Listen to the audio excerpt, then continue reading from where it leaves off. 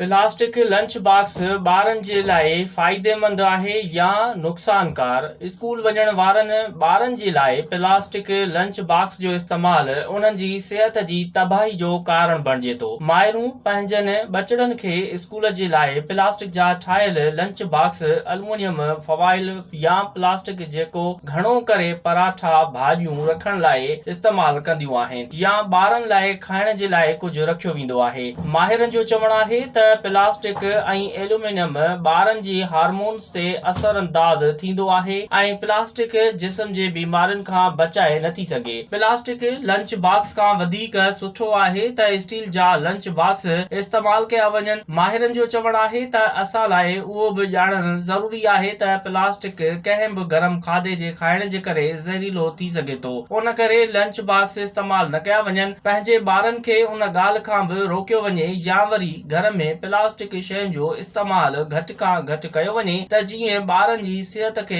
बचायो वञे। Plastic cancer जो सबबु बि बणिजी सघे थो। माइरुनि खे घुर्जे त पंहिंजे ॿारनि खे प्लास्टिक बदिरां स्टील जो इस्तेमालु कराए वञे त जीअं ॿार सिहतमंद बणिजी सघनि। माहिरनि जो इहो बि चवणु आहे त प्लास्टिक कंहिं बि गरम खाधनि खे रखण जे करे ज़हरीला थी वेंदा आहिनि। उन करे लंच बॉक्स प्लास्टिक जा न पर स्टील जा हुजण घुर्जनि। अहिड़ीअ रीति प्लास्टिक जे बोतलुनि खे बि इस्तेमालु न कयो वञे। उन्हनि जी जाइ ते बि स्टील जे बोतलुनि खे इस्तेमालु कयो वञे त जीअं मुख़्तलिफ़ बीमारियुनि खां बची सघिजे।